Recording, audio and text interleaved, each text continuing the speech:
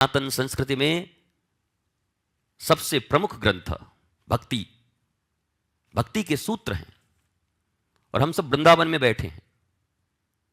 नारद जी कहते हैं यथा ब्रज गोपिका नाम, भक्ति का एक सूत्र है उनका, कहते हैं यथा ब्रज गोपिका नाम। मतलब भक्ति किसे कहते हैं? जैसे बस ब्रज की गोपियां जैसी हैं, बस उनका जीवन देख लो, उसी को भक्ति कहते हैं। यथा ब्रज गोपिका नाम। अब ब्रज गोपियों का जीवन जब हम देखेंगे, उनकी अनासक्ति देखेंगे, वैसे साधारण दृष्टिकोण से तो भगवान श्री कृष्ण और गोपियों के बीच के जो संबंध का निरूपण लोभियों और अज्ञानियों ने किया है, उससे बहुत इतर है। ये डंडे लेके डंडा पीट करके रास रचो हे, रास रचो हे, डांडिया खेल के और रास की प्रतिपादन कर देते हैं। पर गोपियों का जीवन ही भक्ति है और हम गोपियों को आकर्षण का केंद्र मानते हैं। भगवान श्री कृष्ण और गोपियों के बीच रास लीला चल रहा है। गांव गली मोहल्लों में जहां भी कहीं वासना के खेल चल रहे होते हैं, तो यही तथाकथित कहे जाने वाले भगत हिंदू सनातनी राम और कृष्ण की संतानें कहती हैं, पता है रासलीला चल रहा है। लज्जा भी नहीं आती, निर्लजों की भांति ये भाषा बोलते हैं। जो महारास मनुष्य के भीतर से कामना और वासना को समाप्त कर देती है, रास के चिंतन मात्र से मनुष्य की वासनाएं मिट जाती हैं, उस महारास की भाषा को गांव गलियों की भाषा में रास लीला चल रही है। यह तो भारत का प्रबोध है, यह तो भारत का धर्म है। बड़े धार्मिक हैं हम, धर्म का झंडा उठाया है हमने,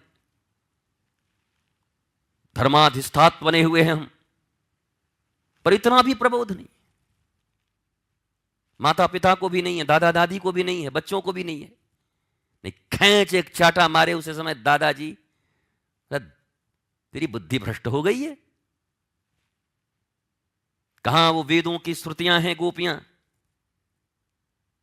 दंडकारण्य में अखंड उपवास करते हुए वो बड़े बड़े ऋषि ही गोपी बनकर आए हैं, और तुम्हें गोपियों में वासना दिखाई पड़ती, कामना दिखाई पड़ती।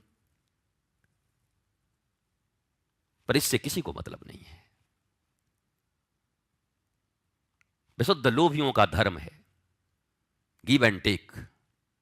इतना दक्षिणा दो और ये माल पाओ, ये चढ़ाओ ये पाओ। भगवान न हुआ धंधेबाज हो गया, ईश्वर न हुए लगता धंधा करने बैठे। जैसी सड़ी बुद्धि हमारी है, वैसी बुद्धि हम भगवान की भी समझते, वैसे ही मापते हैं उनको भी। जैसे रिश्तेदारों से व्यवहार करते हैं, गांव वालों दुकान वालों से व्यवहार करते हैं, ठीक वही व्यवहार अपने इष्ट से करते हैं। इतना चढ़ाएंगे ये पाएंगे, इतना चढ़ाएंगे ये पाएंगे। भक्ति के मर्म को नहीं समझा। नारद जी के जीवन में प्रासंगिकता यही है कि वह इस दुनिया और ब्रह्मांड के पहले संवाददाता भी हैं, जर्नलिस्ट, पत्रकार। दुनिया में किसी को पत्रकार बनना हो तो नारद जी की पवित्र जीवनचर्या उसको पढ़नी चाहिए। जो प्रत्येक लोक में जिनका गमन है, देवलोक, असुरलोक, मृत्युलोक, वैकुंठ, ब्रह्मलोक, जहां चाहिए पाताल, हर जगह गमनागमन है।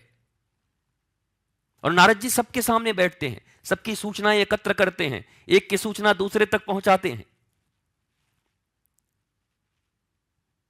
और हम कभी कभी उनके विषय में बोलते हैं नारद मुनि लग रहे हैं, इधर का बात इधर कर रहे हैं। नारद जी ने सबका मंगल किया, तुम्हारी तरह अमंगल वेश धारण करके नहीं चलते। वो चुगले नहीं है, चुगलखोर तुम हो, निंदक तुम हो। नारद जी देवर्षि हैं,